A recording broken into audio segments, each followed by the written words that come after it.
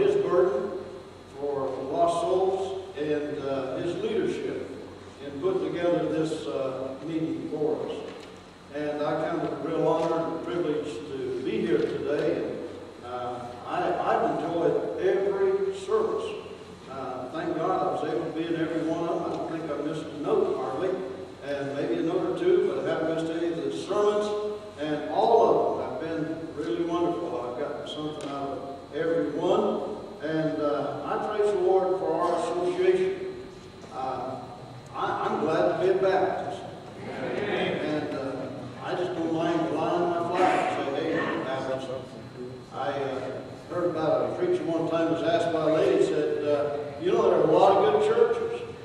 And have you ever thought what you would be if you weren't Baptist? He said, yeah, I'd be ashamed.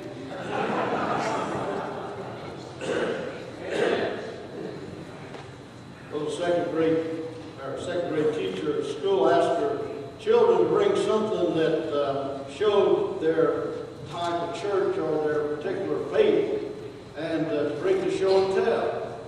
So a little girl at show and tell time got up and she said, I'm a Catholic, and this is a rosary. And a little Jewish boy got up and he said, I'm a Jew. I'm Jewish, and this is the Star of David.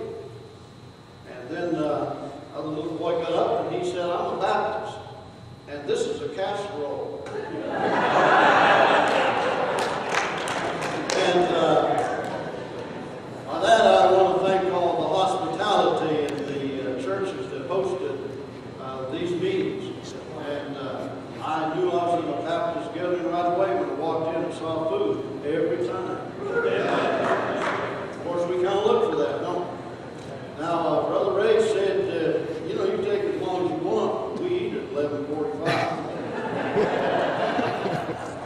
And I'm glad my wife's done work very good anyway. No, I'm just kidding. We'll be out here pretty soon.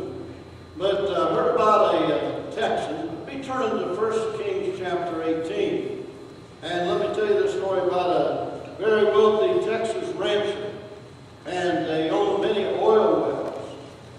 And it seemed that he had a daughter that was of age of getting married, but couldn't seem to find a suitable man for her. And so this wealthy man went out and he searched, and he found the cream of the crop and got all of the good, courageous, suitable bachelors in the whole area to come, and he threw a big party. And in the middle of the party, he said, I want all of you to come down to the pond. And he went down to the pond and he introduced his daughter to all of them, and he said, now, I am going to offer a challenge. And he said, in this pond are a lot of alligators. But he said, in a little while I'm going to blow the whistle, and any of you young men that can get safely to the other side, you can have one or two things. You'll either get $1 million, or you will get my daughter's hand in marriage, and when I die, all of the inheritance of everything I own. And so they lined up, and he blew the whistle, and a lot of guys jumped in. But all of them soon turned back as they faced those gators. But this one guy somehow safely got to the other side. Only one. And when he got to the other side, they couldn't help but cheer. And they were so excited of what he was able to do. And so the owner went down and he said, now, we want to know what your decision is. Will it be the $1 million? Or will it be my daughter's hand in marriage and all of my inheritance? And the guy looked at him and still a little bit shaken, and he said, I really don't want either one. He said, there's only one thing I want.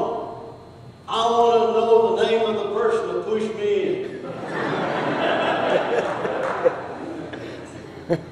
Well, he had a decision to make. And today, we have a decision to be made. We've heard great preachers, and I you've already made some good decisions. But sometimes, it's not just one decision.